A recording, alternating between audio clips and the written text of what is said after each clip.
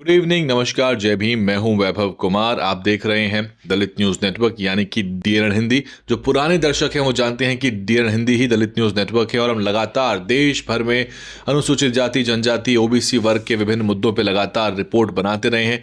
साथ ही साथ बहुजन राजनीति पर हमारा विशेष ध्यान रहता है। उत्तर प्रदेश की राजनीति जो है अब वो धीरे धीरे उसमें गर्माहट आती जाए, क्योंकि 27 के चुनाव का जो बिगुल है उसको मान लीजिए 26 से ही बजेगा, क्योंकि 14 महीनों से कम का समय अमूमन रह गया होगा और 27 की सर्दियों में चुनाव होने हैं। उससे पहले यूपी में पंचायत चुनाव भी होने हैं, तो घमासान पंचायत चुनाव से ही आपको देखने को मिलेगा। हम आपके लिए एक नंबर विधानसभा बेहट से लेकर 403 दुद्धी विधानसभा तक विश्लेषण लाने का प्रयास करेंगे और अन्य चर्चाओं और अन्य खबरों के बीच में आपको 1 से लेकर 403 का विश्लेषण मिलेगा। कोशिश रहेगी 6 महीने में इसको पूरा करें, नहीं तो 403 दिन लग जाएंगे अगर एक दिन में एक विधानसभा कवर करेंगे। प्रयास रहेगा कम महीनों में समाप्त किया जाए, इसलिए एक दिन में 1 या 2 विश्लेषण आपको मिल सकते हैं अमूमन। और इसके अलावा बाकी विश्लेषण, बाकी चर्चाएं, जो बाकी गतिविधियां होंगी वो सब भी आपके सामने लाएंगे। साथ में बसपा की सरकार बनी थी, 12 में सपा की पूर्ण बहुमत सरकार बनी और 12 के बाद 17 में योगी जी आ गए। योगी जी ने 2 कार्यकाल अब जो है उनका चल रहा है। 22 में दोबारा योगी जी की सरकार बनी और जो वर्तमान स्थिति है उसमें ये स्थिति है कि बसपा को लगातार नुकसान चुनाव दर चुनाव हुआ है और बसपा ने जो बिगुल 9 अक्टूबर से फूका है उसके बाद से लोग बसपा की वापसी की भी चर्चा कर रहे हैं। बसपा वापस आना चाहती है, बसपा पुराने समीकरणों को दोहराना चाहती है और किस पार्टी में कौन जा रहा है, क्या हलचल है, किधर ढलान है, कहाँ नेता भाग रहे हैं, इससे आपको पहले अंदाजा हो जाएगा कि कौन सी पार्टी जो है इस बार ताकत में रहेगी और जनता का रुझान किस पार्टी की तरफ है। सपा पीडीए के आधार पर दोबारा सत्ता चाहती है, 2012 को वो दोहराना चाहते हैं। बसपा 2007 को दोहराना चाहती है और बसपा को पता है कि बाकी सब समीकरणों के इतर दलित मुस्लिम कॉम्बिनेशन सबसे बड़ा कॉम्बिनेशन है। मुस्लिम वोटर ये सोच रहा है कि समाजवादी पार्टी को एक मुश्त वोट देके तो देख लिया है, पिछली बार वो 113 विधायक तक पहुंचे, 37 सांसद लेकर आए, तो सपा आंकड़ों के लिहाज से मजबूत स्थिति में है। लेकिन बसपा को नकारा नहीं जा सकता, क्योंकि वोटिंग पैटर्न किस तरह से शिफ्ट होता है और साथ ही जिस तरह की बातचीत लगातार दिख रही है टीवी के पैनल्स पे, मीडिया डिस्कशंस में, कुछ भी नया समीकरण बन सकता है। आरएलडी वर्तमान में बीजेपी के साथ है और जो बाकी छोटे घटक हैं वो बीजेपी के साथ हैं।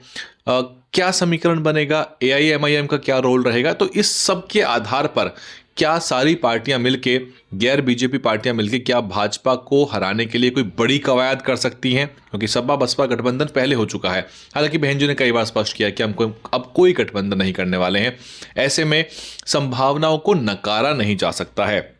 बात कर लेते हैं बेहट विधानसभा की।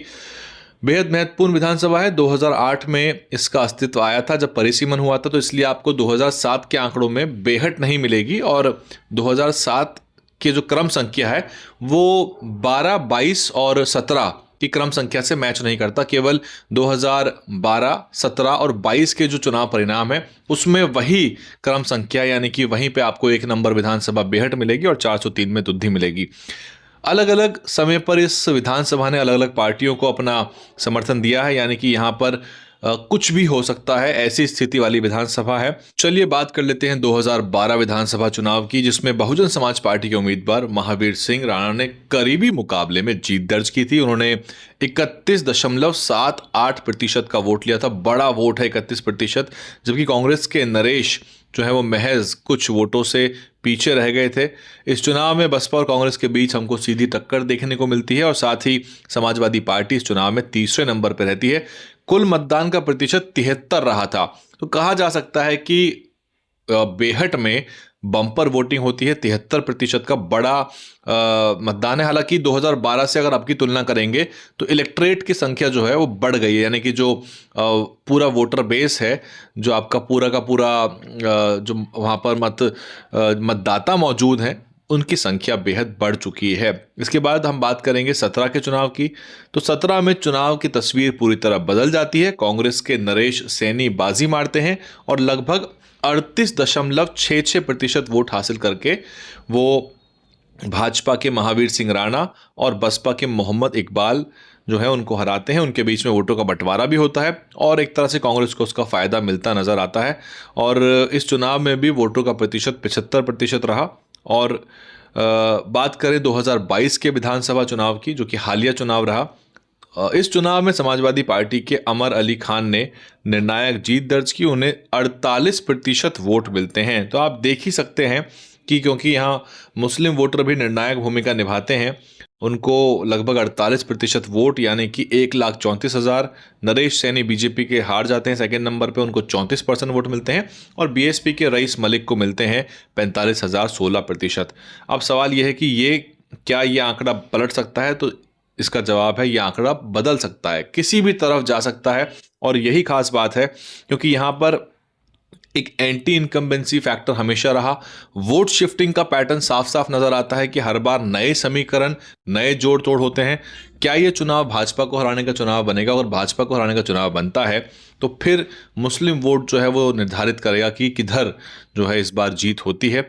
और ओबीसी, मुस्लिम वर्ग, ये सब मिलकर इस सीट पर निर्णायक भूमिका निभाते हैं। बसपा का जो परंपरागत वोट है वो भी मौजूद है, हालांकि वो आपको पिछले चुनावों में कम होता नजर आया, लेकिन इस बार क्या हवा बनती है बसपा की, क्या कुछ रहेगा। इसीलिए बेहट की जो विधानसभा सीट है ये एक हॉट सीट बनने वाली है। और जिस तरह के जो आंकड़े आप देख रहे हैं, मसलन अगर हम देखें कुल वोट जो पड़ा था 2012 में वो 2,21,000 पड़ा था, जबकि 2017 में कुल वोट जो पड़ा था वो 2,52,000 पड़ा था।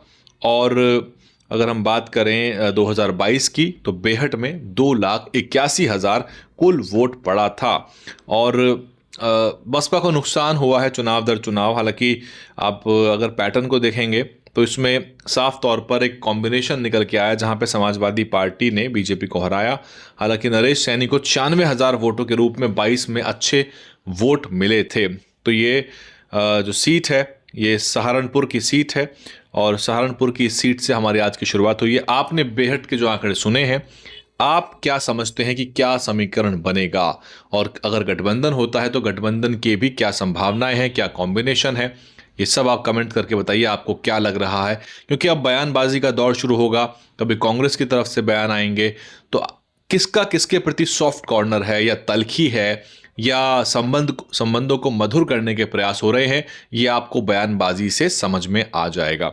हालांकि ये बात साफ है कि बसपा के बिना उत्तर प्रदेश में बीजेपी को हराना संभव नहीं है, ये बात पार्टियां मानती हैं। इसलिए बगैर बसपा के अगर कोई समीकरण बनता है तो चुनाव परिणाम पहले वाले आएंगे और बीजेपी ऐसे में रिपीट करेगी। आप बने रहिए मेरे साथ, मैं हूं वैभव कुमार और विश्लेषण लेके आएंगे। और ध्यान से सुनिए इस बात को कि ये आपकी जो सारी वीडियो है विधानसभा विश्लेषण की उत्तर प्रदेश की, इसको हम एक प्लेलिस्ट में डाल रहे हैं। वो प्लेलिस्ट आपको हमारे प्लेलिस्ट टैब से मिल जाएगी।